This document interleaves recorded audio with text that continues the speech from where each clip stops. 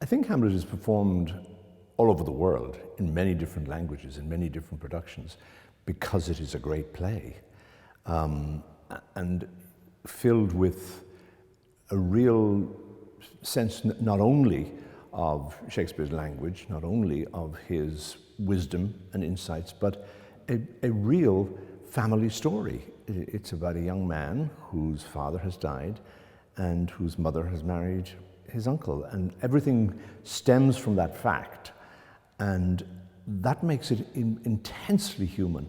While a lot of Shakespeare's drama, particularly the historical plays, are about the big picture, about the taking over of a nation, about the way in which one faction divides the other faction.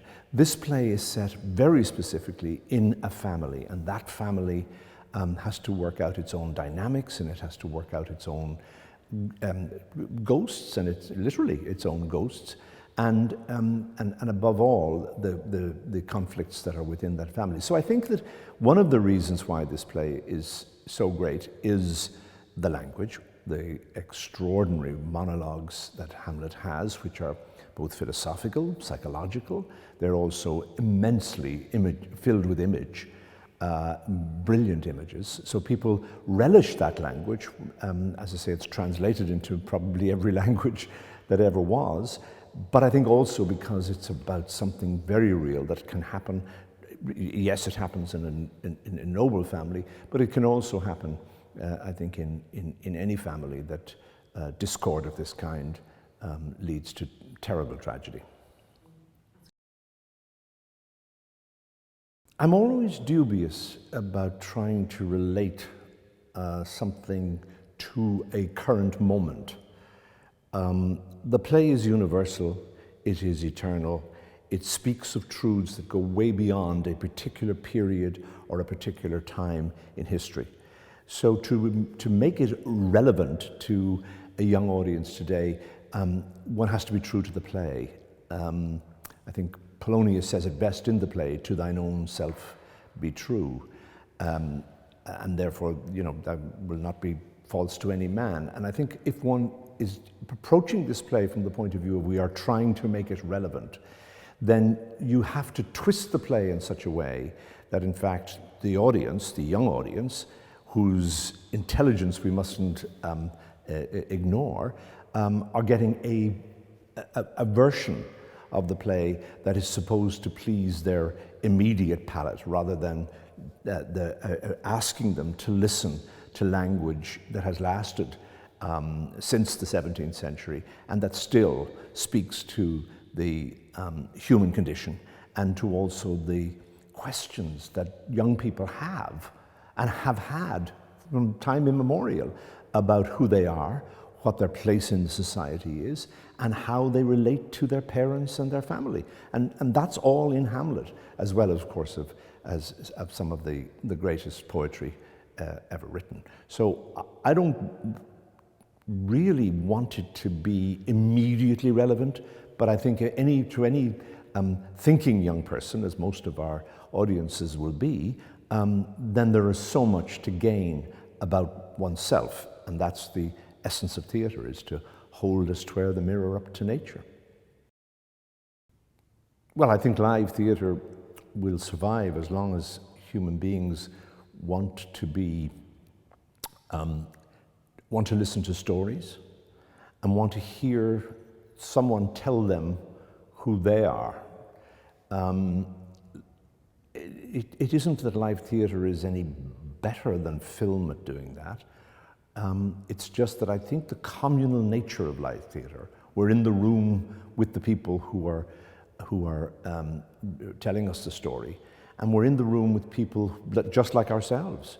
So when you look at a movie, you tend to see the big stars and you think of them as having exotic lives and lives that are covered by tabloid and other media. But live theatre, you're right in the room with someone. They're there beside you, and you can see them sweat, you can hear them breathe. And I think that has a difference. I think it makes a difference because it's a communal event. That's one part of this. But the other part of it is that the storytelling that we all, as children, we hear stories, we're told stories, and our imagination is fired by those stories. And we are attracted to the storyteller by virtue of the way they articulate the story. And when you get a little older, then that becomes a much bigger thing when you go to the theatre. You're in the presence of a storyteller. That storyteller is a writer, and the actors are the people who present the storyteller's work. So I think it comes down to wanting communal activities, people who like to get together. And in getting together in a theatre, you're in a living, breathing space. And you also know that the performance that you see tonight, no one else will ever see, because tomorrow will be different. Every single performance is different. That has a certain kind of energy and excitement about it that you don't get in cinema, where someone has edited it down to what the director and the editor want it to be. Well, what students should not expect from this production is to see the entire play, because with the allotted time of 90 minutes, there have to be serious edits to this play, because if we were to play it full, they would be sitting in our company for 4.5 hours. I can't imagine somehow that teachers would really embrace that as an idea. So 90 minutes forces a director and actors to make choices. And the choices we've made in this particular production is to focus on the personal.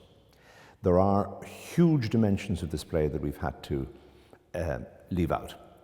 The war, the threat of war, the possibility of invasion, the awareness that it is a warlike state, and eventually the arrival of Fortinbras and his troops to take over the palace and to take over the country. We've had to leave all that out. It's there in the play for everyone to read and to see and to discuss and to study, but the focus we're making is on Hamlet's journey from the time he arrives back from Wittenberg to discover that not only is his father dead, but his mother has married his uncle, and what the impact that has on him and his relationship with his mother and his relationship with his girlfriend, Ophelia. All of that we're packing in to the 90 minutes. The big speeches will all be there. Hamlet will contemplate whether suicide is a possibility for him, in To Be or Not to Be. We will see the sword fight at the end between Laertes and Hamlet, but what we will miss, and anyone who's really interested in the international politics of the play, we'll miss the dangers of invasion that are rife throughout the play and that were so important to Shakespeare. But those are choices that when we're doing a truncated version like this, we have to make.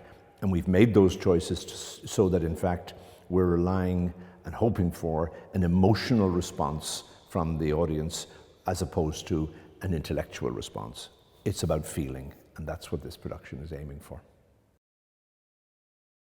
When anyone, whether it's a school group or an individual going to the theatre, and particularly going to a Shakespeare play, it's to listen. It's to listen to the language and listen to how Shakespeare expresses what we in a mundane way would express in very ordinary terms. He expresses in poetic terms. And that poetry expands our imagination and makes us think differently about simple things. And I think that if young audiences are interested in language, in ideas, in how the world is seen through the eyes of a poet, this is a play that lends itself beautifully to that, to the process of listening and taking on board the imagery that's in the play. I hope also that they watch how the actors, plays, particularly in the theatre, plays are about actors. They're not about directors, and they're not about editors, and they're not about scene designers, even though those are important parts of all productions, but they're about actors. They're about how actors interpret and how they find the role and how they convey the role. So one hopes that the story will be well told and that they'll hear that. But also I would think people should just take note of what the actors are doing and how they're achieving whatever character that they've been asked to play.